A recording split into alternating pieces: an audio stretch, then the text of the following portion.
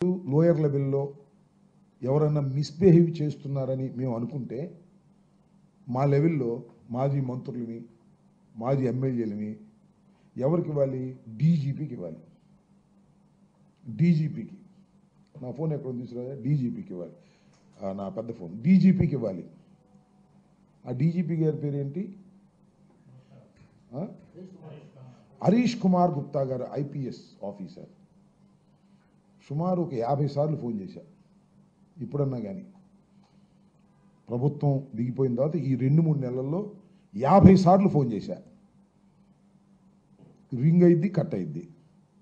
ఒక 25 సార్లు నుంచి అసలు రింగ్ కూడా కావట్లా. అంటే బ్లాక్లో పెట్టేశారు ఆయన మహానుభావుడు హరీష్ గుప్తా గారు. మొన్న 3 సార్లు మెసేజ్ పెట్టా, మీకు కావాల్సింది చూపిస్తా. అయ్యా, we want to meet you, ఎందుకంటే మాకు కొన్ని సమస్యలు ఉన్నాయి. మేము ఒక బృందంగా వచ్చి మీకు విన్నవించుకోవాలి అంటే సమాధానం లేదు. Don't care bus. మేము చంద్రబాబు చెబితేనే మేము ఇస్తాం తప్ప మీరు ఊరిని మీరు అడిగితే ఇవ్వము అనే పద్ధతుల్లో ఇవాళ ఐపీఎస్ ఆఫీసర్ అయినటువంటి డీజీపీ గారు వ్యవహరిస్తుంటే ఏం చెప్పాలి? ఎవరికి చెప్పుకోవాలి? ఇక న్యాయస్థానాలు తప్ప మాకు గత్యంతరం లేదు. నేను 2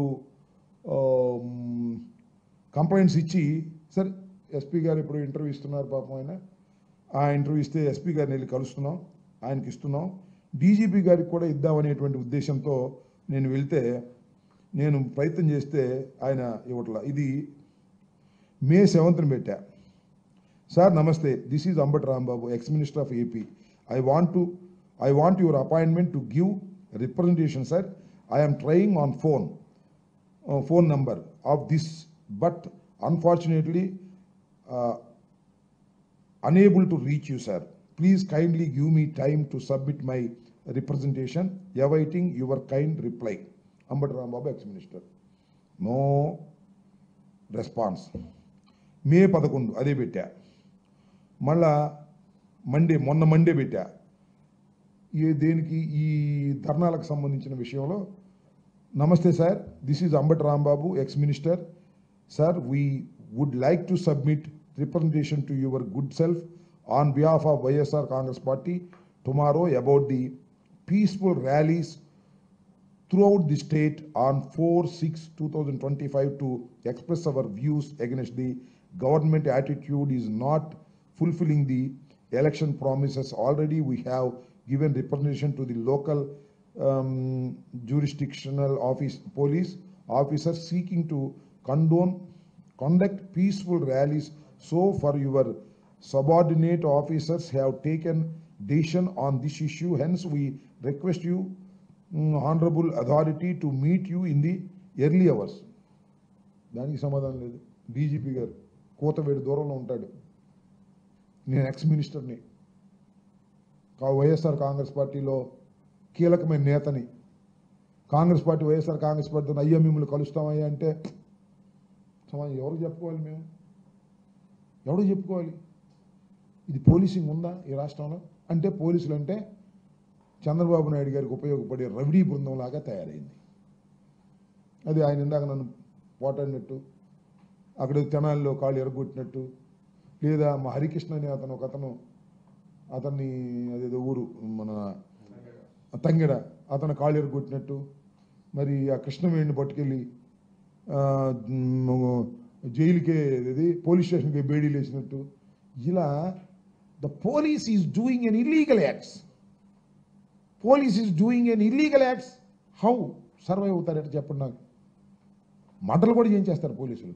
వంగవీటి మోహన్ రంగారావు అప్పుడు మర్డర్ చేయించేసినట్టు.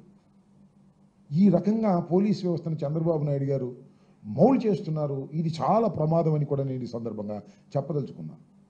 పోలీస్ ఏదో కొన్ని సందర్భాల్లో అధికార పార్టీ చెప్పినట్టు వినొచ్చు తప్ప, లా అండ్ ఆర్డర్లో ఇలాంటి సమయంలో కూడా ఇక వాళ్ళ ఇంటేంటి? ఇప్పుడు చేస్తావో చేయవో హరీష్ కుమార్ గుప్తా గారు, నువ్వు చేస్తావో చేయవో తర్వాత సంగతి. కనీసం you have to take a representation from YSRCP leaders. మేము ఒక బృందంగా వెళ్ళి ఒక రిప్రజెంటేషన్ ఇస్తామంటే దానికి కూడా పర్మిషన్ ఇవ్వట్లా. What is this? ఎవరికి చెప్పుకోవాలి ప్రజాస్వామ్యంలో? ఈ ఆవేదన ఎవరికి చెప్పుకోవాలని అడుగుతా ఉన్నా. This is too much. ఇది చాలా ప్రమాదాన్ని, రాబోయే కాలంలో చాలా పెద్ద ప్రమాదాన్ని సూచిస్తుందని నేను భయపడుతున్నాను. లా అండ్ ఆర్డర్ ఇష్యూస్ చాలా ప్రెసిపిటేట్ అవుతున్నాయి. చాలా ఇబ్బందికరమైన పరిస్థితులు రాష్ట్రంలో ఏర్పడతాయి. పోలీసుల మీద విశ్వాసం సన్నగిలుతుంది. Police are acting as a rowdies of Telugu Desam.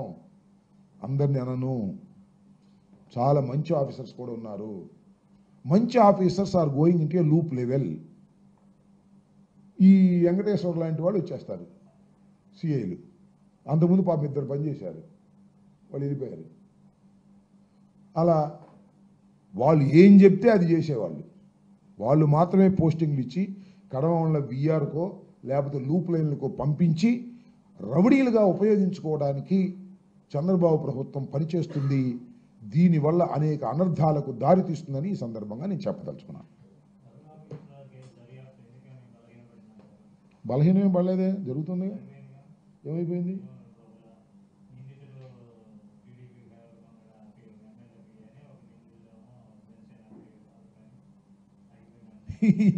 నాకు ఐ డోంట్ నో. దానిలో ఒక ఐపీఎస్ ఆఫీసర్, అంటే ప్రమోట్ ఐపీఎస్ ఆఫీసర్ జైలుకి వెళ్ళాడు, బెయిల్ మీద వచ్చాడు. మరి మన డాక్టర్ గారు ఆమెమో యాంటిసిపేటరీ బెయిల్ మీద ఉంది. అట్లా జరుగుతూ ఉన్నాయి. అది బలహీనపడిందా? ఇప్పుడు కస్టోడియల్ టార్చర్ మీద అప్పుడు చాలా రాద్ధాంతం జరిగింది. అప్పుడు మిలిటరీ కోర్టుకు కూడా వెళ్ళారు, అప్పుడు కూడా కేసు రిజిస్టర్ చేశారు. మళ్ళీ ఆయన గవర్నమెంట్ రాగానే మళ్ళీ కేసు రిజిస్టర్ చేశారు. ఇవన్నీ నిలబడతాయా? ఇంత డిలేగా ఉన్నటువంటి ఎఫ్ఐఆర్ ఇంత డిలేగా ఉన్న నిలబడతాయా? నిలబడవు, చట్టంలో నిలబడవు. నేను కొద్ది గొప్ప లా తెలుసు నాకు. బలహీనపడిందో బలవంతం పడిందో నాకు తెలియదు, కానీ all cases are false cases. ఇవాళ సీతారామాంజలి గారి మీద పెట్టారు జత్వానికి సంబంధించిన కేసు. ఏం కేసు నాకు అర్థం కాల. It's a part of his duty. It's a part of his duty. బాంబేలో పట్టుకొచ్చారంటే it's a part of his duty. పట్టుకొచ్చి ఏం చేశారు? కోర్టులో ప్రొడ్యూస్ చేశారు. Court has given remand. Remand ఇస్తే మళ్ళీ పోలీస్ కస్టడీ అడిగారు. పోలీస్ కస్టడీ కూడా ఇచ్చింది. కస్టడీ అయిన తర్వాత మళ్ళీ కోర్టులో ప్రొడ్యూస్ చేశారు. తర్వాత బెయిల్ మీద వాళ్ళు వెళ్ళిపోయారు. తూచ్ మమ్మల్ని తప్పుడు కేసు పెట్టారని పెడితే ఇక ఎవరైనా బాధితులు కేసు కొట్టేకి ముందే ఏది Jethwani case is a false case అని ప్రూవ్ కోర్టులో కాకముందే అన్యాయంగా పెట్టారు, అక్రమంగా పెట్టారని చంద్రబాబు నాయుడు గారు చెప్పగానే ఆమెని అంగరంగ వైభవంగా తీసుకెళ్ళి ఎఫ్ఐఆర్ కట్టించి ఇదంతా లోపలేసి కక్ష తీర్చుకుంటున్నారు. రిపీట్ అవుతుంది కదా ఇది మళ్ళా ఏ ప్రభుత్వం వచ్చినా. So these are all false cases. Chandrababu Naidu గారి ప్రభుత్వం కేవలం పోలీస్ ఫోర్స్ మీద ఆధారపడి, తప్పుడు కేసుల మీద ఆధారపడి వైఎస్ఆర్ కాంగ్రెస్ పార్టీని లేదా తెలుగుదేశం పార్టీకి వ్యతిరేకంగా ఉండేటటువంటి వ్యక్తుల్ని కేసులు పెట్టి భయపెట్టి లాఠీలతో కొట్టించి రాజ్యమేలాలని అనుకుంటున్నటువంటి చంద్రబాబు నాయుడు గారు, లోకేష్ గారు మీకు వికటించబోతుంది. సంవత్సరం అయింది కదా, ఇంకొక సంవత్సరం ఆగండి. ఇది వికటించి మీకు భస్మాసుర హస్తంలాగా మారపోతే నన్ను అడగండి, నేను ఉంటాగా, మనందరం ఉంటాగా. చూడండి, వికటించి అదే భస్మాసుర హస్తం చంద్రబాబు నాయుడు గారికి లోకేష్కి కలక్కపోతే నన్ను అడగండి. ఇవాళ నడి రోడ్డు మీద నన్ను నుంచోబెట్టి సిఐ ఇష్టం వచ్చినట్టు మాట్లాడితే నేను మాట్లాడవలసిన పరిస్థితి వచ్చింది కదా. ఒక సిఐ లోకేష్ గారి బంధువు మాట్లాడాడు. నేను ఎక్స్ మంత్రిని. ఇలాంటి సీఐలు నా ముందు సెల్యూట్లు చేసి వెళ్ళారు. రోజు వచ్చి సెల్యూట్ చేయమంటలా. ఎంత పొగరు!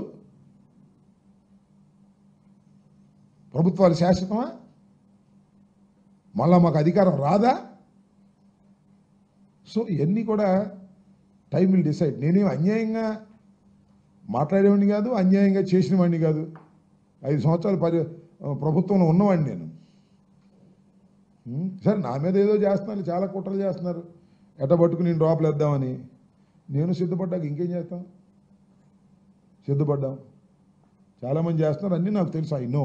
ఏ పోలీస్ ఆఫీసర్ నా కోసం కేసులు పెట్టడం కోసం ఎదుగుతున్నాడో నాకు తెలుసు. ఎక్కడ బొక్కలు ఉన్నాయో చూస్తున్నాడో నాకు తెలుసు. నా దగ్గర ఎక్కడ బొక్కలు లేవు, మీరు సృష్టించే బొక్కలే. చెప్పాక నేను డెడ్ బాడీ దొరక్కపోతే 307, డెడ్ బాడీ దొరికితే 302. ఏం అవసరంలా. శర్మ గారు వచ్చి నన్ను అంబటి రాంబాబు గారు చంపబోయాడు, కత్తి ఇట్లా చూపించాడంటే 307 వేసేయి. అట్లాంటి వాడు దొరికితే వేసేస్తారు. లేదు ఇద్దరు కొట్టుకు తెచ్చారనుకో, దానిలో చచ్చిపోయిన తాలూకా అంబటి రాంబాబు గారు కుట్ర ఉందని దీనిలో అని 120 పెట్టేస్తారు. ఇది జరుగుతుంది, పోలీసులు చేస్తుంది.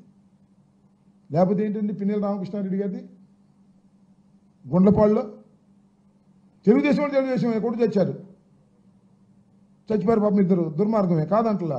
ఎస్పీ చెప్పాడు కదా ఎమ్మటే, తెలుగుదేశం వాళ్ళేనండి వాళ్ళు వీళ్ళు ఇద్దరు కొట్టుకు చచ్చిపోయారని. వాడిని ఒకరిని పట్టుకొచ్చారు, పిన్నెల రామకృష్ణారెడ్డి పేరు చెప్పమన్నారు, వాళ్ళ తమ్ముడు పేరు చెప్పమన్నారు. ఏంటి అన్యాయం? ఈ పాపాలు మీకు తగలవా?